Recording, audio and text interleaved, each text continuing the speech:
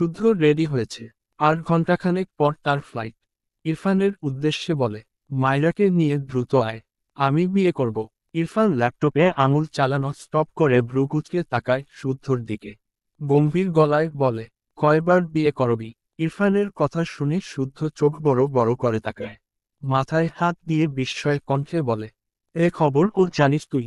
ইরফান আবারও তার কাজে মনোযোগ দেয়, সাথে বলে, আই নো এভরিথিং। শুদ্ধ কাঁদো কাঁদো মুখ করে বলে, তুই আসলে এক নাম্বার সিসিটিভি। সে ঠিকই বলেছিল, এরা বর বউ দুটোই সিসিটিভি। মায়রা বেলকনি থেকে ঘরে আসলে শুদ্ধ হেসে বলে, মায়রা বিয়ে করবে। মায়রা ভাবুক ভঙ্গিতে বলে, কাকে ভায়া?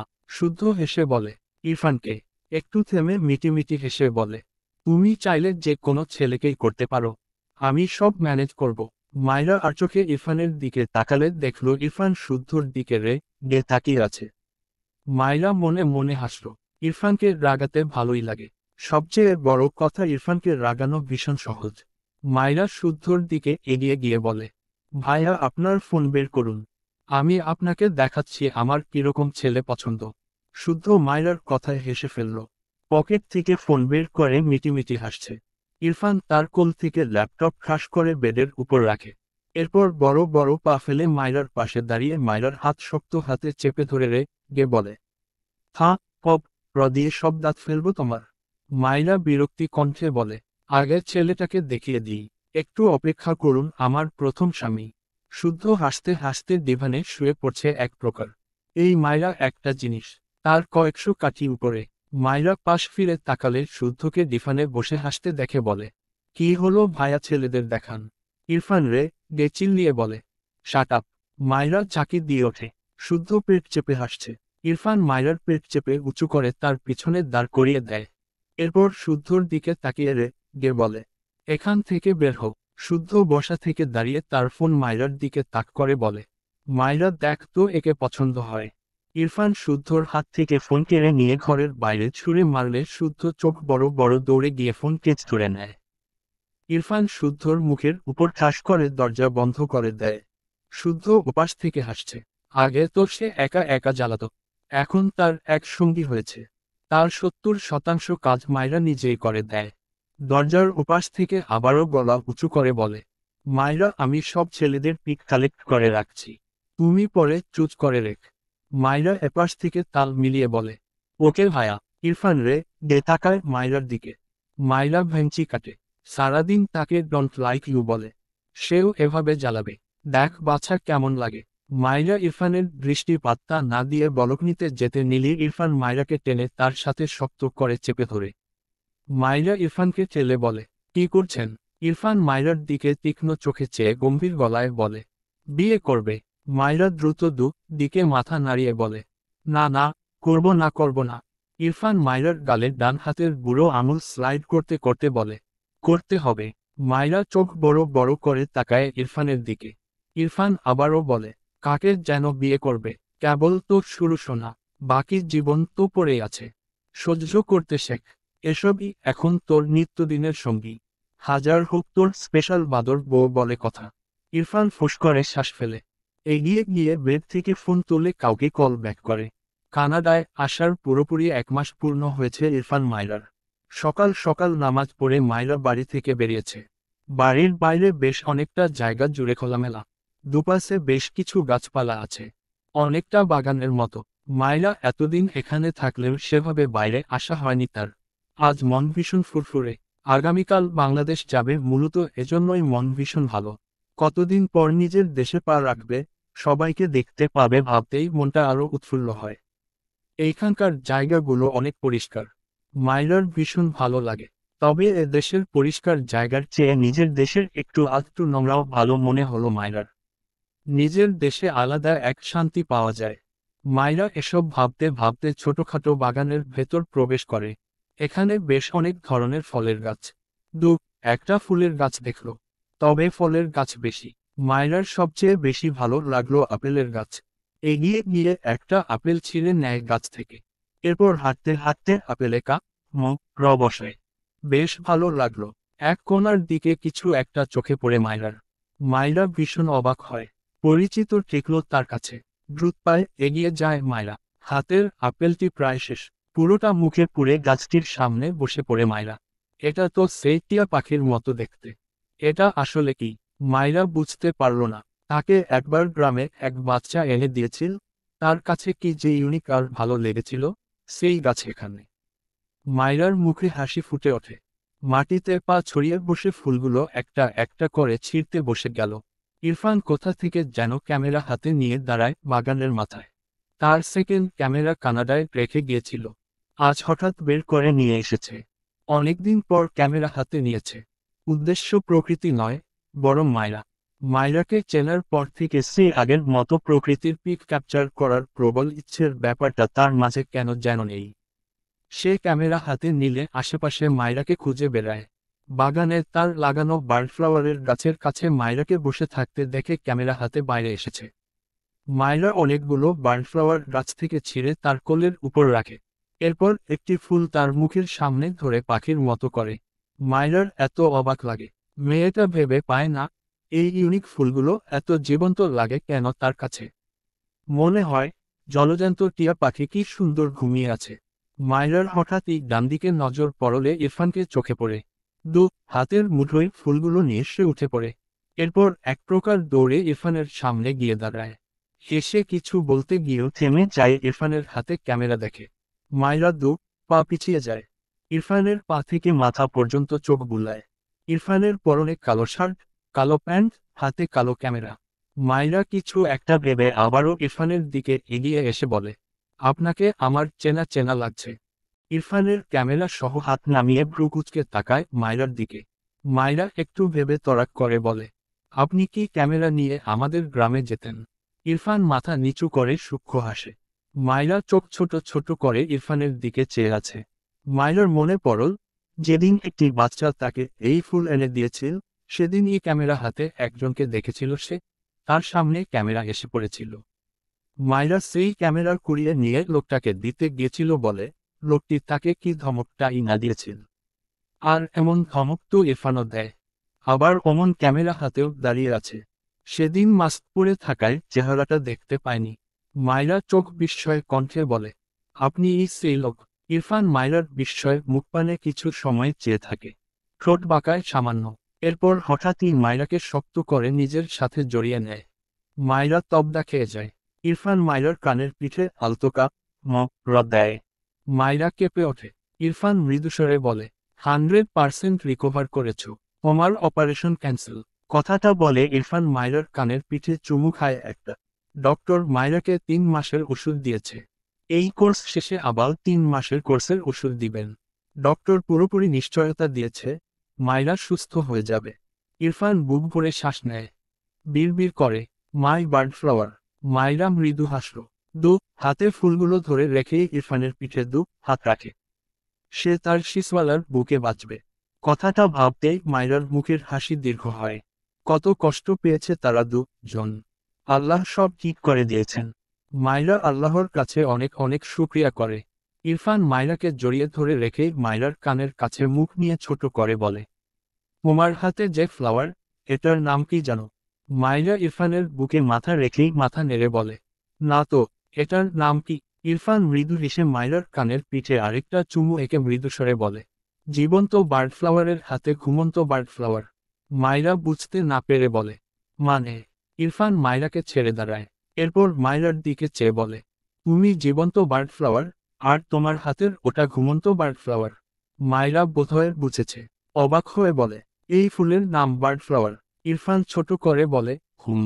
এরপর তার বা হাতে মায়রার খোপা করা চুল খুলে দেয়। এরপর মায়রার হাত থেকে একটা বার্ডফ্লাওয়ার নিয়ে বেশ কসরত করে মায়রার বাম কানের পিঠে গুজে দেয়। মায়রা চোখের পাতা ফেলে ইরফানের দিকে চেয়ে আছে। ইরফান তার কাজ শেষ করে মায়রার দিকে তাকিয়ে মৃদুস্বরে বলে, চুপচাপ দাঁড়াও এখানে। কথাটা বলে ইরফান ক্যামেরা হাতে নিয়ে মায়রার দিকে চেয়ে পিছন দিকে পিছিয়ে যায়। মায়রা ইরফানকে দেখে মৃদু হাসে। ইরফান মায়রার থেকে বেশ খানিকটা দূরে গিয়ে মায়রার দিকে ক্যামেরা তাক করে। মায়রা অবাক হয়ে ইরফানের দিকে চেয়ে আছে। ইরফানকে তার কাছে কি সুন্দর লাগছে। না চাইতেও মায়রা ঠোঁটের কোণের হাসি দীর্ঘ হয়। ইরফান মায়রার বেশ কয়েকটা পিক উঠায়। মায়রা আর কতক্ষণ এভাবে দাঁড়িয়ে থাকে। এক দৌড়ে ইরফানের সামনে গিয়ে দাঁড়ায়। দৌড়ানোর জন্য ইরফান রে দে মায়রাকে কিছু বলতে চায়, তার আগেই মায়রা ইনোসেন্ট ফেস বানিয়ে বলে, আমাকে পিকগুলো দেখান, আমি দেখতে চাই। ইরফান আর কিছু বলল না। মায়রাকে টেনে তার বুকের সাথে মায়রার পিঠ লাগিয়ে মায়রাকে দাঁড় করায়। এরপর মায়রাকে হাতের মাঝে বন্ধনী রেখে সামনে ক্যামেরা ধরে মায়রার তোলা পিকগুলো বের করে। মায়রা বেশ মনোযোগের সহিত তার পিক দেখে। বেশ অনেকগুলো পিক মায়রার, যার মধ্যে কিছু পিক কিছুক্ষণ আগের, যখন মায়রা বার্ডফ্লাওয়ার নিয়ে মাটিতে বসেছিল তখনকার কিছু পিক।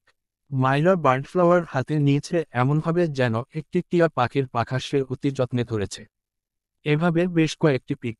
মায়রার কানের পিঠে গুজে রাখা ফুল, যেন তার কানের পিঠে একটি টিয়া পাখি বসে আছে। মায়রা দৌড়ে আসছে ইরফানের দিকে। এভাবে পিক, প্রতিটি পিক দেখে মায়রার ঠোঁটের কোণে হাসি ফুটে ওঠে। মায়রা ক্যামেরার দিকে তাকিয়ে হেসে বলে, আপনি তো অনেক সুন্দর পিক উঠান, পুরাই জশ ক্যামেরাম্যান। ইরফান সামান্য নিচু হয়ে মায়রার কাঁধে থুতনি ঠেকিয়ে আর চোখে মায়রার দিকে তাকায়, সূক্ষ্ম হাসে। এরপর মায়রার কানের কাছে মুখ নিয়ে একটি সুরের শীষ বাজায়। মায়রার পুরো শরীরে কেমন শীতল স্রোত বয়। ইরফানের কণ্ঠে এই শীষ শুনলে মায়রার যে কতটা অদ্ভুত অনুভূতি হয় তা কি করে বোঝাবে। একটু পর ইরফান থেমে সুরেলা কণ্ঠে গেয়ে ওঠে, তুমি আকাশের বুকে, বিশালতার উপমা, তুমি আমার চোখেতে, সরলতার প্রতিমা। মায়রা ঘাড় বাঁকিয়ে পিছু ফিরে ইরফানের দিকে তাকায়, চোখজোড়া ভরে ওঠে। ইরফান মায়রার চোখে পানি থেকে থেমে যায়। মায়রাকে নিজের দিকে ঘুরিয়ে ডান হাত মায়রার গালে রেখে বিচলিত কণ্ঠে বলে, হোয়াট হ্যাপেন্ড? কাঁদছ কেন? মায়রা চোখ নামিয়ে নেয়। তার লাগছে ইরফানের সেই রাতের কথাগুলো মনে করে। তার শিসওয়ালা তাকে কত ভালোবাসে, কিন্তু সে কত কষ্ট দিয়েছে। ইরফান আবারও নরম সুরে জিজ্ঞেস করে, কি হয়েছে বলো। মায়রা চোখ তুলে তাকায় ইরফানের দিকে, নাক টেনে বলে, আমি অনেক সরি শিসওয়ালা। ইরফান ভ্রু কুঁচকে বলে, হয়। মায়রার ঠোঁট উল্টে বলে, আমি আর আপনার থেকে কিছু লুকিয়ে রেখে আপনাকে কষ্ট দিব না। ইরফান বুঝল মায়রার কথা, সামান্য হেসে মৃদুস্বরে বলে, শৌকে, তাছাড়া লুকিয়ে রাখতে চাইলেও আর পারবে না। মায়রা আর কিছু বলল না, একটু চুপ থেকে হঠাৎই বলে, এই বাড়িটা কার? বাড়ির মালিক নেই। ইরফান পিছু ফিরে তাদের সাদা বাড়িটির দিকে তাকায়। এরপর আবারও মায়রার দিকে তাকিয়ে বলে, বাড়িতে মালিকের নেম লেখা আছে। মায়রা অবাক হয়ে বলে, কোথায়? চেক কর। মায়রা আশেপাশে তাকিয়ে খোঁজে। হঠাৎই উপর দিকে চোখ পড়লে দেখল, বাড়ির উপরে অনেক বড় করে খোদাই করে লেখা, বার্ডফ্লাওয়ার। লেখার কালারটি হালকা সোনালি টাইপ, যেন চিকচিক করছে। মায়রা এতদিনে একবারও খেয়াল করেনি। বিস্ময়ের দৃষ্টিতে সেদিকে কিছুক্ষণ তাকিয়ে থাকে। এরপর দৃষ্টি ঘুরিয়ে ইরফানের দিকে চেয়ে বলে, এটা? ইরফান ঠোঁট বাঁকিয়ে বলে, ফুল এক মান্ত নিজের বাড়িতে থেকে আজ মালিককে খুঁজছ। ইন্টারেস্টিং। মায়রার কথা বলার ভাষা হারায়। বাড়িটা তার এত পছন্দ হয়েছিল, এখানে আসার পর পর তার ইচ্ছে করত এই বাড়িটা তুলে বাংলাদেশ নিয়ে যেতে। এখন জানছে বাড়িটা তার। ইরফানকে যত দেখে তত অবাক হয়। কিছু একটা ভেবে বলে, এই বাড়ি কবে বানিয়েছেন? ইরফান ভ্রু কুঁচকে বলে, 1 ইয়ার এগো। মায়রা অবাক হলো, তার বিয়ের তো 6 মাসও হয়নি। ইরফান এই বাড়ি 1 বছর আগে তার জন্য কিভাবে বানিয়েছে? হিসাব মিলল না তার। কিছু একটা ভেবে বলে, আপনি কি আমাকে আগে থেকেই চিনতেন? একদম কথা ঘোরাবেন না বলে দিলাম। ইরফান চোখ ছোট ছোট করে তাকায় মায়রার দিকে, গম্ভীর গলায় বলে, চিনতাম। মায়রা অবাক হয়, ভ্রু কুঁচকে বলে, কবে থেকে চিনতেন? ইরফান তার ক্যামেরায় দৃষ্টি রেখে বলে, 2 ইয়ার্স। মায়রা বিস্ময়ে কণ্ঠে চেঁচিয়ে ওঠে, কি হো হো হো। ইরফান মায়রার দিকে ভ্রু কুঁচকে তাকায়। মায়রা জহুরি চোখে চেয়ে বলে, আমি তখন ক্লাস 9-এ পড়তাম। আপনি আমাকে কিভাবে চিনতেন? ইরফান ডান হাতের আঙুল দিয়ে মায়রার মাথায় একটা টোকা দিয়ে সূক্ষ্ম হেসে বলে, বাংলাদেশ গিয়ে বলবো। মায়রা তার হাতে ইরফানের হাত ধরে বলে, এখানেই বলুন প্লিজ। ইরফান গম্ভীর গলায় বলে, ন। মায়রা বিরক্তি কণ্ঠে বলে, এখানে বলবেন না কেন? ইরফান ক্যামেরায় দৃষ্টি রেখে রেখে বলে, মাই উইশ। মায়রা গাল ফুলায়, বিড়বিড় করে, ঘাড়তারা একটা। ইরফান মায়রার দিকে এগিয়ে গিয়ে বলে, কি আমি? মায়রা থতমত খেয়ে তাকায়। কিছু একটা মনে পড়তেই আমতা আমতা করে বলে, নে স্বাক্ষর। ইরফান রে গে বলে, আবার এসব ল তু কথা বলছো? মায়রাও রে গে বলে, হ্যাঁ, তো আপনি নেশা করতে পারলে আমি বলতে পারবো না কেন? ইরফান মায়রার চুল কানের পিঠে গুজে দিয়ে ঠান্ডা গলায় বলে, আমি এসব খাই না। আহাদ আমার অগোচরে কোনোভাবে খাইয়ে দিয়েছিল। এর জন্য ও 3টা অপ খেয়েছে। তুমি আর একবার এসব টু ট্যাগ আমাকে লাগালে তোমার উপর বাইকের বর্ষণ চড়বে। Be careful. মাইরা ইরফানের দিকে চেয়ে শুকনো ঢোক গিলে। ইরফান ঠোঁট বাঁকালো সামান্য। এরপর গলা নামিয়ে বলে, ইউ নো বার্ড ফ্লাওয়ার, যেদিন থেকে রোমান্সের ক্লাস স্টার্ট করব, maybe you can't handle me. আপাতত রেস্ট নেয়ার সুযোগ দিয়েছি। আমাকে শান্ত থাকতে দাও। তোমার পানিশমেন্ট কখনো অফ হবে না। জাস্ট পানিশমেন্টের সিস্টেম চেঞ্জ হবে। মাইরা ইরফানের কথাগুলো শুনে জমে যায়। মাথা নিচু করে বারবার ডুব গিলে। ইরফান ঠোঁট বাঁকিয়ে সূক্ষ্ম হাসে। মাইরাকে জড়িয়ে ধরতে গেলে মাইরা হঠাৎই নিচু হয়ে ইরফানের পাশ দিয়ে দৌড় দেয়। ইরফান বুঝতেই পারেনি।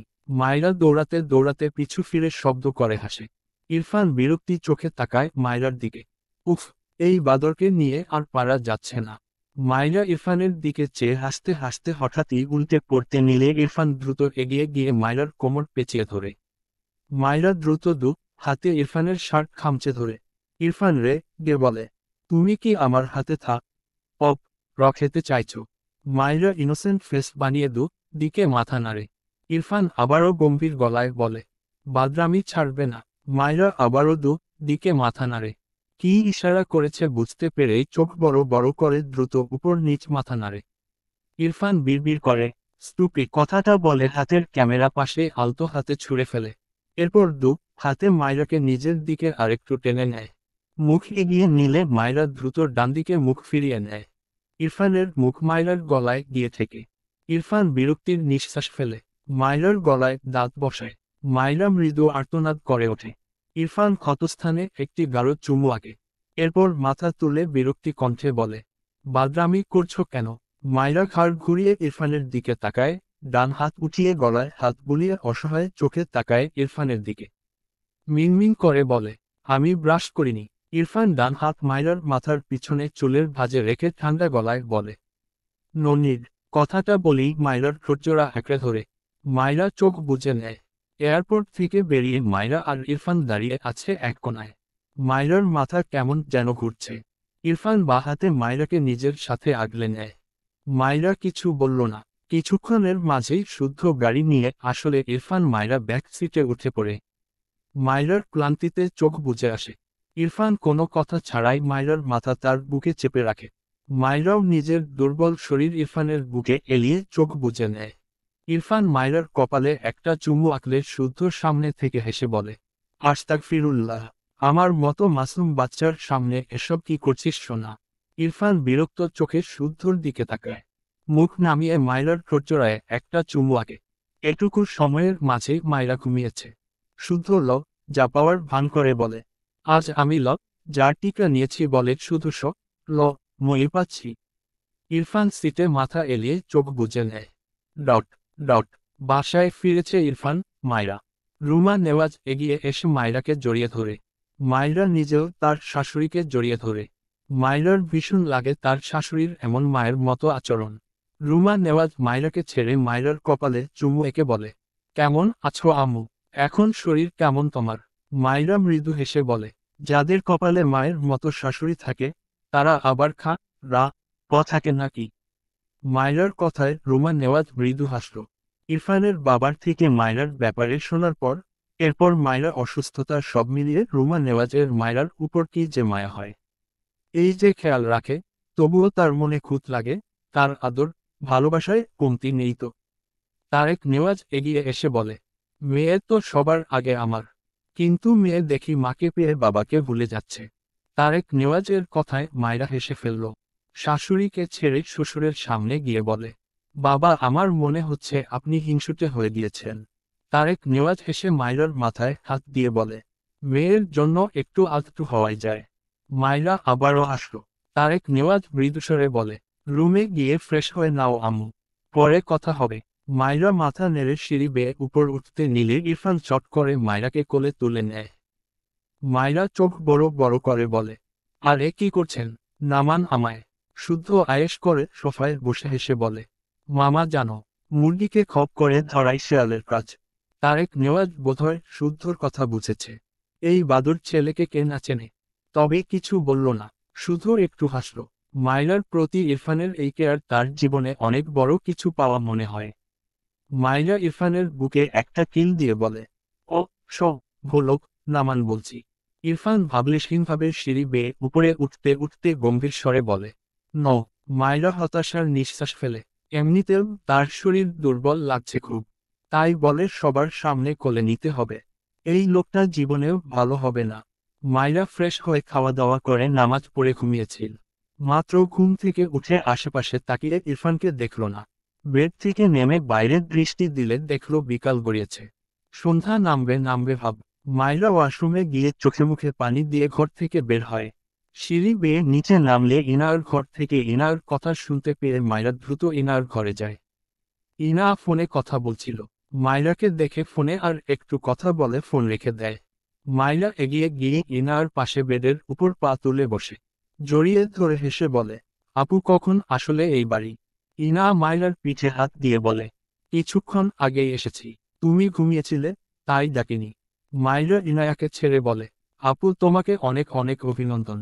বাচ্চাটা কবে বের হবে? মাইরার প্রথম কথায় ইনা একটু যা একটু পেলেও মাইরার বাচ্চামি কথায় হেসে ফেলে। মাইরা উৎফুল্ল কণ্ঠে বলে, আমি খালা হওয়ার জন্য খুবই এক্সাইটেড। ইনা হেসে বলে, কিন্তু তুমি তো মামি হবে। মাইরা মুখ ফুলিয়ে বলে, ও হ্যাঁ, খালা মামি দুটোই হব।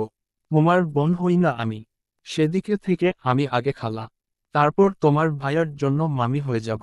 ইনা হাসল মাইরার কথা শুনে। মাইরার হঠাৎই পাশের টেবিলে একটা ওয়ালমেটের মতো কিছু চোখে পড়লে হাত বাড়িয়ে সেটি হাতে নেয়। শক্ত কাগজের উপর অনেক সুন্দর একটি প্রকৃতির দৃশ্য। চারিদিকে গাছপালা, উঁচু উঁচু পাহাড়, কিছু পাহাড়ের গা ঘেঁষে বেয়ে ঝর্ণা বেয়ে নেমেছে। মাইরার অবাক হয়ে বলে, ওয়াও, কি সুন্দর। এটা কোন জায়গা আপু? মনে হচ্ছে কেউ ক্যামেরা দিয়ে ফটো তুলেছে। ইনা হেসে বলে, কোন জায়গা আমি তো নিজেও জানি না। আর এটা ক্যামেরা পিক নয়। মাইরা অবাক হয়ে বলে, তাহলে কি? ইনা হেসে বলে, ভাইয়ার হাতে আঁকানো। অনেক আগে এঁকেছিল। আমি তুলে রেখেছিলাম। আজ বের করেছি, বাধাই করে এনে নিয়ে যাব। মাইরা বিস্ময়ে চোখে তাকায় ইনার দিকে। গালে হাতে দিয়ে বলে, কি হহ, এত সুন্দর আঁকার হাত। আমার তো বিশ্বাসই হচ্ছে না এটা হাতে আঁকানো। ইনা হেসে বলে, ভাইয়ার আঁকার হাত ছোটবেলা থেকেই ভালো। অনেক আগের টুকটাক এমন আঁকত। আমি জেদ করেও কিছু কিছু এঁকে নিতাম। মাইরা গালে হাত দিয়ে দৃশ্যটির দিকে তাকিয়ে বলে, তোমার ভাইয়ার কত গুণ। আমি তো পুরাই ফিদা হয়ে গেলাম গো। মাইরার কথা শুনে ইনা হেসে বলে, তোমার ইবর, যত খুশি ফিদা হও। মাইরা একটু যা পেল। তবে কিছু বলল না, মৃদু হাসল। মাইরা ইনার ঘর থেকে এসে মাগরিবের নামাজ পড়ে নেয়। এরপর বেডের উপর গিয়ে বেশ কিছুক্ষণ চুপচাপ বসে থাকে। ইরফান কোথায় গিয়েছে? ঘুম থেকে ওঠার পর থেকে দেখছে না। মাইরার ভালো লাগছে না। হঠাৎই তার চোখে পড়ে ইরফানের সেই ভেতরের ঘরের দরজা বেশ অনেকটা খোলা। মাইরার চোখ দুটো চকচক করে ওঠে। এই ঘরে কি আছে তার দেখার অনেক ইচ্ছা। আজ সুযোগ পেয়েছে। দ্রুত বেড থেকে নেমে ঘরটির সামনে দাঁড়ায়। দরজা ঠেলে ভেতরে দৃষ্টি দিলে ঘরটি অন্ধকার লাগলো, তবে একেবারে অন্ধকার নয়। ডিম লাইট চালানো হয়তো। মাইরা মাথা নিচু করে দেখে দেখে ধীরে ধীরে ঘরের ভেতরে প্রবেশ করে। এরপর মাথা উঁচু করে সামনে তাকালে জোরেসোরে এক চিৎকার দেয়। ইরফান কিছু কাজে অফিসে গিয়েছিল। মাত্র ফিরেছে। যখনই তার ঘরে প্রবেশ করেছে, পাশের রুম থেকে মাইরার চিৎকার শুনে দ্রুত পায়ে এগিয়ে যায় সেদিকে। ঘরটিতে গিয়ে আগে ঘরের সবগুলো লাইট জ্বালিয়ে দেয়। মাইরা ইরফানকে দেখে দ্রুত ইরফানকে জড়িয়ে ধরে চোখ খিচে নেয়। ইরফান হাতে আগলে নেয় মাইরাকে। মৃদুস্বরে বলে, ডোন্ট ওয়ারি মহের। কথাটা বলে মাইরার মাথায় ঠোঁট ছোঁয় ইরফান। ইরফান মৃদুস্বরে ডাকে, বার্ড ফ্লাওয়ার। মাইরার শরীর মৃদু কাঁপছে। ইরফান মাইরাকে নিজের থেকে সরাতে চাইলে মাইরা নিজেই ইরফানের থেকে দূরে সরে দাঁড়ায়। রে চেঁচিয়ে বলে, কি এনে রেখেছেন এই ঘরে? আমি কত পেয়েছি জানেন? ভয়ের চোটে এখনো ঠিকভাবে কথা বলতে পারছে না মাইরা। ইরফান দেখল মাইরার যেমন কণ্ঠ মৃদু কাঁপছে, তেমনি থাকার ফলে নাকের পাটা ফুলিয়ে ফেলেছে। চোখগুলোও কেমন বড় বড় করে তার দিকে চেয়ে আছে। মৃদু হাসল ইরফান। মাইরা আলো গে যায়। সে এই লোকটার জন্য হেওয়া পেল আর ইনি দাঁত বের করছে। ইরফান এগিয়ে গিয়ে মায়রাকে টেনে জড়িয়ে ধরে। মায়রা মোচামুচি করে। রে দিয়ে বলে, আমি বুঝেছি আপনি আমাকে হেওয়া দেখানোর জন্যই এখানে কিছু রেখেছেন। এজন্য আজ দরজাও খুলে রেখেছেন। ও ভুলোক আপনি। ইরফান ভ্রু কুঁচকে মায়রার দিকে চেয়ে আছে। হাতে মায়রাকে আরেকটু শক্ত করে ধরে বলে, you are a very intelligent girl. Myra চোখ ছোট ছোট করে তাকায়। মানে তাকে সত্যি সত্যি এরা দেখানোর জন্য কিছু এনে রেখেছে এই লোক। কত বড় রা তার কাছে তো জলজ্যান্ত মানুষ লেগেছে। মায়রা রে দিয়ে আবারও কিছু বলতে গিয়ে থেমে যায়। লোকটা এই ঘরে কি রেখেছে? সব ভাবনা রেখে মাথাটা পিছন দিকে ঘুরিয়ে আবারও সামনে তাকাতে গিয়েও তাকায় না। মুহূর্তেই রাগ মিলিয়ে গিয়ে চোখে মুখে বিস্ময়ে ভর করে। ইরফান মায়রাকে ছেড়ে মায়রাকে উল্টো ঘুরিয়ে দাঁড় করায়। এরপর পিছন দিক থেকে হাতের বন্ধনীতে জড়িয়ে নিয়ে মায়রার গালের সাথে তার গাল লাগায়। চাপ দাড়ির খোঁচা লাগে মায়রার গালে, তবে মেয়েটার সে খেয়াল নেই। ইরফান আর চোখে মায়রার দিকে তাকিয়ে ঠোঁট বাঁকায়। হাতের বাঁধন আরেকটু শক্ত করে ঠান্ডা গলায় বলে, you know bird flower, she is my first wife. Maira ডোক গিলে সামনে দেয়ালের দিকে ডান হাতের আঙুল তাক করে থেমে থেমে বলে, কিন্তু ওটা তো আমি। ইরফান সূক্ষ্ম হাসল, সামনের দেয়ালের দিকে দৃষ্টি দেয়। মৃদুস্বরে বলে, তোমার সাথে ফার্স্ট মিট। মায়রা অবাক হয়ে তাকিয়ে থাকে।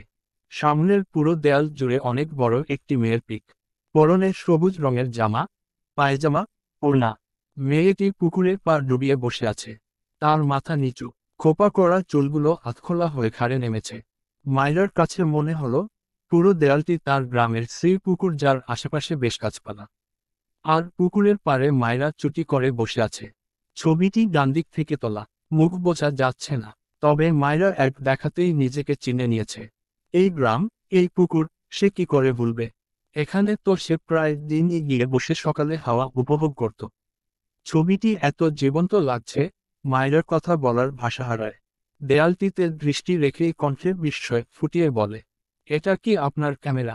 মায়রার কথার মাঝেই ইরফান বলে ওঠে, ইট হ্যান্ড পেইন্টেড। ইরফানের কথাটা শুনে মায়রা ঠিক কিভাবে অবাক হবে বুঝতে পারে না।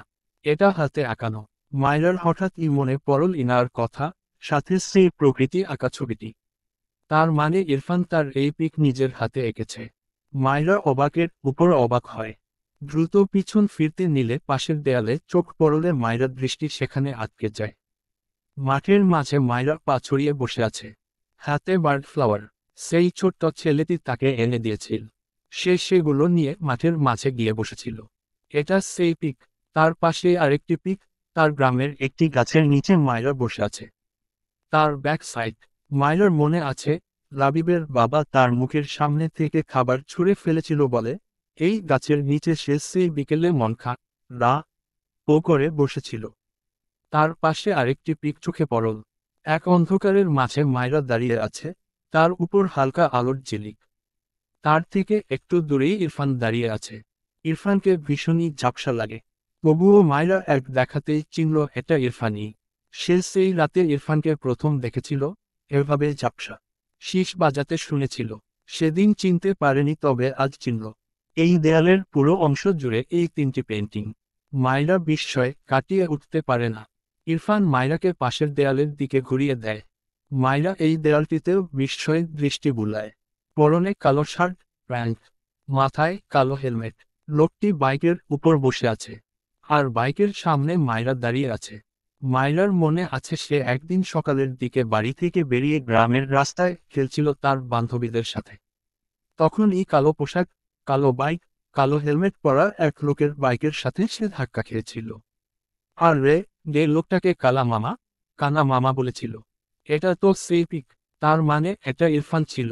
মায়রার অবাকের মাত্রা বাড়ছে তো বাড়ছেই। একই দেয়ালে মায়রার প্রথম শাড়ি পরা পিক। যেদিন ফাইজ ইনায়াকে দেখতে এসেছিল, সেদিন তার শাশুড়ি মা তাকে শাড়ি পরিয়ে দিয়েছিল। এরপর ইরফান তাকে কোলে করে ঘরে এনে বলেছিল শাড়ি খুলতে।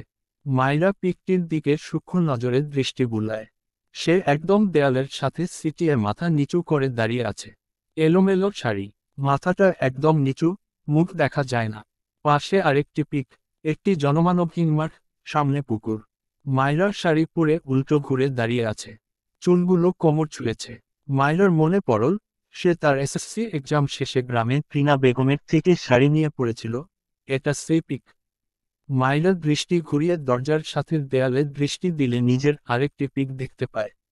এটি দেখে মাইরা যা পায়। মাইরা দেয়ালের সাথে সিটিয়ে মাথা নিচু করে দাঁড়িয়ে আছে।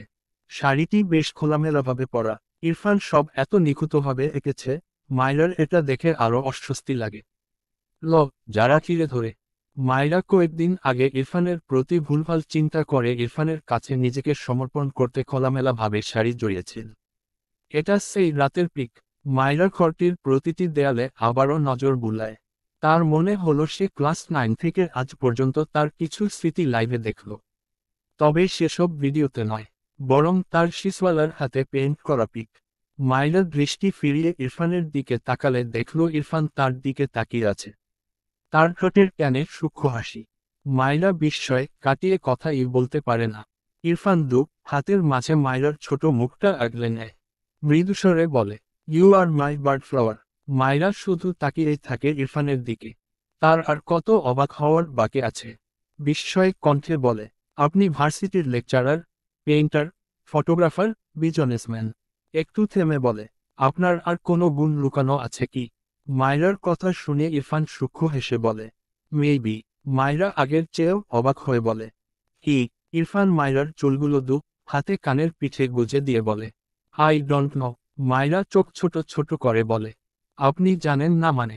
ইরফান মাইরাকে ছেড়ে বলে, তুমি আমার গুণ জানতে চেয়েছ, but I can't see my own qualities. আমি নিজের গুণ দেখতে পাই না। মাইরা বলার মতো কিছু পেল না। খুব ভালোই বুঝল, ইরফান অদ্ভুত ক্যারেক্টারের মানুষ, আর সেই অদ্ভুতের মাঝে শুধু ভালো দিয়ে ভরা। মাইরা ইরফানকে খুব মনোযোগ দিয়ে দেখল। ইরফানের গায়ে সাদা শার্ট, পরনে সাদা গ্যাবার্ডিন প্যান্ট। ইরফানের গায়ের রংটাও বেশ ফর্সা। মাইরা দৃষ্টি উঠিয়ে ইরফানের বাদামি চোখের মণিতে দৃষ্টি রেখে মৃদু হেসে বিড়বিড় করে, শুভ্র পুরুষ। ইরফান শুনেছে মাইরার বলার শব্দ কি। মাইরার গালের বুড়ো আঙুল চালায়, দৃষ্টি মাইরার চোখে নিবন্ধ রেখে মৃদুস্বরে বলে, শুভ্র পুরুষ, nice name, I like this name. মাইরা জাপিয়ে চোখ জোড়া নামিয়ে নেয়।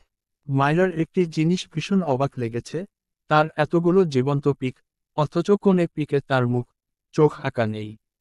যদিও প্রায় সব পিকে মাইরার হয় মাথা নিচু, নয়তো মাইরার ব্যাক সাইড। তবুও একটু হলেও যেখানে মুখ বোঝা যাওয়ার কথা, সেখানেও সে তার চোখ মুখের অস্তিত্ব পায়নি।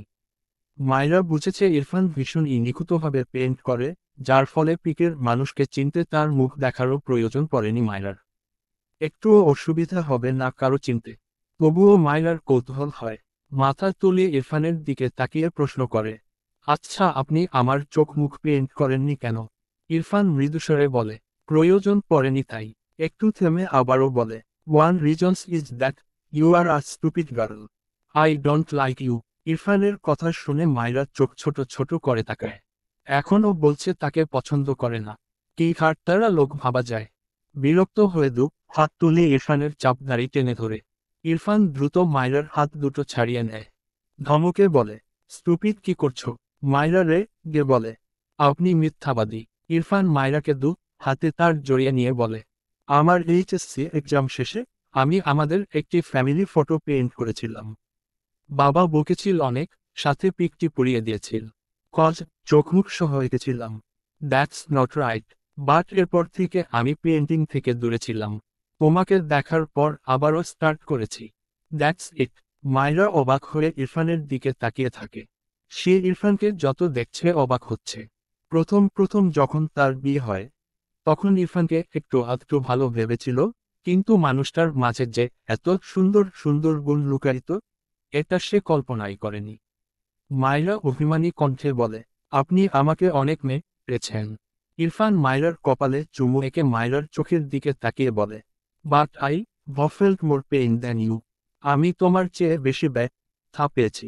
একটু থেমে নরম গলায় বলে, বডি তোমার, হার্ট হই আমি। ইট সব very difficult calculation. You are a magician to me.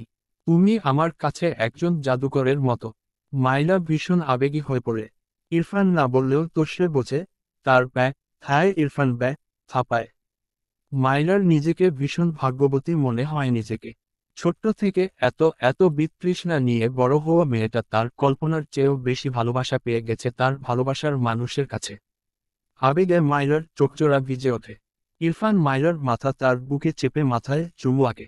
মাইরা দু হাতে ইরফানকে জড়িয়ে ধরে। তার মনে পড়ে সে তার শ্যামা মাকে কত অভিযোগ করেছে, কত আফসোস করেছে তার শ্যামা মা কেন তাকে নিয়ে যায়নি। আল্লাহ কেন তাকে তার শ্যামা মায়ের কাছে পাঠায়নি।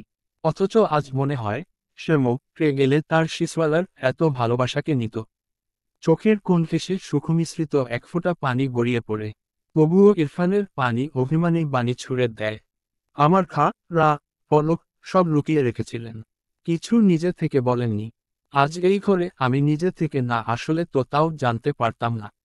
ইরফান মায়রার কথাগুলো মন দিয়ে শুনল।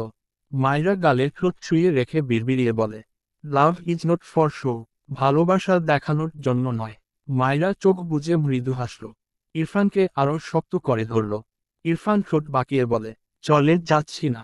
মায়রা জাপায়, তবে ছাড়ল না ইরফানকে। ভালোই বুঝল এই লোকটা সুযোগ পেলেই তাকে জ্বালায়। গতকাল মায়রার সাথে দেখা করে ইনা আবারও এই বাড়ি চলে এসেছে। সকাল সকাল নাস্তা করে বেডের উপর বসে আছে ইনা। ফাইজ ডিভানে বসে ল্যাপটপে কিছু করছে। ইনা অসহায় চোখে চেয়ে থাকে। যেদিন থেকে জেনেছে ইনা মা হবে, ফাইজ তার সাথে ঠিক করে কথা বলে না। সেই কখন থেকে ইনা ফাইজের দিকে তাকিয়ে আছে, ফাইজ একবারও তার দিকে তাকায়নি। ইনা বেড থেকে নেমে দাঁড়ায়। ধীরে ধীরে এগিয়ে গিয়ে ফাইজের সামনে গিয়ে দাঁড়াবে, তখনই শাড়ির সাথে পা বেঁধে হুমড়ি খেয়ে পড়ে ফাইজের উপর। ল্যাপটপ ক্রাশ করে বন্ধ হয়ে যায়। ফাইজ দ্রুত ইনায়াকে আগলে নেয় দু হাতে। ইনা ভীষণ ভয় পেয়েছে। দু হাতে ফাইজের গলা শক্ত করে জড়িয়ে ধরে। ফাইজ চোখ বুজল। এত গোল লাগছে তা যদি সে এই মেয়েকে বোঝাতে পারত। দাঁতে দাঁত চেপে চিল্লিয়ে বলে, লিটল কুইন, তুমি তো নিজেই লিটল বাচ্চা, সেখানে তুমি আমার বাচ্চাকে পেটে নেয়ার সাহস করলে কি করে? অ্যান্সার কর, নয়তো আজ পপ তুমি খাবেই একটা। বলো। ইনা ডোক গিলে ফাইজের কোল থেকে উঠতে নিলে ফাইজ ইনায়াকে শক্ত করে নিজের সাথে চেপে ধরে ধমকে বলে, যাও বলেছি, অ্যান্সার কর ফাস্ট। ইনা ধমক খেয়ে কেঁপে ওঠে। তার ভাইয়ের মতোই এই লোকটা। ইনা হারে হারে টের পাচ্ছে এখন। ফাইজের মাথা ফেটে যায়। এই মেয়ে তাকে একটিবার জানানোর প্রয়োজন মনে করেনি। তাদের বিয়েটাই হয়েছে মাত্র মাস হলো। আর এই মেয়ে মা হয়ে বসে আছে সে জানেই না। ফাইজ আবারও ধমকে বলে, আমি বাইরের মানুষ, আমাকে একবার বলবে না কেন বলো লিটল কুইন? প্রথম কথাটা ধমকের সুরে বললেও লাস্ট লাইনটা না চাইতেও নরম হয়ে যায়। ইনা মিনমিন করে বলে, আমি আপনাকে সারপ্রাইজ দিতে চেয়েছি। ফাইজ হতাশার নিঃশ্বাস ফেলে বলে, তাই বলে বিয়ের 2-3 মাসের মাথায়? ইনা আর চোখে ফাইজের দিকে চেয়ে বলে, আমি মা হতে চাই। আমার 3টা ফ্রেন্ড মা হয়েছে। ফাইজ শান্ত গলায় বলে, তুমি কি মা হওয়ার জন্য আমাকে বিয়ে করেছিলে? ইনা ছোট করে বলে, হুম। ফাইজ বিস্ময়ে কণ্ঠে বলে, মানে? আমার কোনো ইম্পর্ট্যান্টই দেখছি নেই তোমার কাছে, শুধু মা হতে বিয়ে করে নিলে? ইনা ফাইজের দিকে চেয়ে বলে, ইম্পর্ট্যান্ট আছে বলেই তো আপনার বাচ্চার মা হয়েছি। আপনার ইম্পর্ট্যান্ট না থেকে শুধু বাচ্চার মা হতে চাইলে তো যে কারোরই বাচ্চার মা হয়ে যেতাম। ফাইজ হাসবে নারা গবে বুঝল না। হতাশার নিঃশ্বাস ফেলে বলে, বুঝেছি লিটল কুইন, আমার ইম্পর্ট্যান্ট আছে, কিন্তু আমি তো টেনশনে আছি। আমার বাচ্চা হয়ে গেলে তুমি তো আমাকে আমার ইম্পর্ট্যান্ট বোঝাতে এই একটা লাইনই বলবে, সারাদিন বাচ্চাকে নিয়ে বসে থাকবে মনে হচ্ছে। ইনা চোখ ছোট ছোট করে বলে, আপনি আপনার বাচ্চার সাথে হিংসা করছেন? ফাইজ মৃদু হেসে বলে, অবশ্যই, তার মা ওভার পাকনি। আমাকে একটু বউয়ের সাথে শান্তিতে 6টা মাস থাকতে দিন না। মা বাচ্চার লেজ ধরে টেনেছে, বাচ্চাটাও সুরসুর করে তোমার পেটের ভিতর এসে পড়েছে। আর এদিকে আমার হলো যত কষ্ট। ইনা অদ্ভুতভাবে তাকায় ফাইজের দিকে। এই লোকটা তার ইরফান ভাই আর শুদ্ধ ভাইয়ের মিক্সড কপি। একবার ভৌ কররা গবে, তো আরেকবার কিসব আজগুবি কথা বলবে। ফাইজ ইনায়াকে জড়িয়ে ধরে বলে, বাচ্চাটা হয়ে গেলে আম্মুর কাছে ওকে রেখে আমরা হানিমুনে যাব, ওকে লিটল কুইন। ইনা শব্দ করে বলে, জীবনেও না, আমি আমার বাচ্চাকে রেখে কোথাও যাব না। ফাইজ ইনার গালে ধরে নিজের দিকে ফেরায়। এরপর অসহায় কণ্ঠে বলে, কুইন বউ, তুমি তোমার ভাইয়ের মতনই স্ট্রোক হয়েছ কেন? বাচ্চা না হতেই আমাকে টাইম না দেওয়ার ফোন দিয়ে এঁটেছ। বাচ্চাটা পৃথিবীতে আসলে তো তুমি আমাকে চিনবেই না। বুক জ্বলে গেল আমার। ইনা হতাশার সুরে বলে, আপনি এমন ড্রামাবাজ কেন? ফাইজ ইনার গালে চুমু খেয়ে বলে, আমাকে অনেক টাইম দিবে। আমাদের 100টা বাচ্চা হলেও আমার টাইম 16 আনা চাই। লিটল কুইন ছাড়া আমার চলে না। ইনা মুখ ফুলিয়ে বলে, আপনি আমার সাথে অনেকদিন ঠিক করে কথা বলেননি। ফাইজ ইনার দিকে কিছুক্ষণ চেয়ে থাকে। এরপর মৃদুস্বরে বলে, তুমি মা হওয়ার মতো বড় হয়ে যাওনি লিটল কুইন। তোমার আমাকে একবার জানানো উচিত ছিল। তোমাকে নিয়ে আমার টেনশন হয়। ইনা ফাইজের দিকে তাকায়। মৃদুস্বরে বলে, স্বামীরা বেশি বেশি ভালোবাসলে বউদের মা হতে কোনো প্রবলেম হয় না। ইনার কথায় ফাইজ শব্দ করে হেসে ফেলল। ইনা একটু লজ্জা পায়। ফাইজ হাসি থামিয়ে বলে, আসল দেখি ভালোবাসি।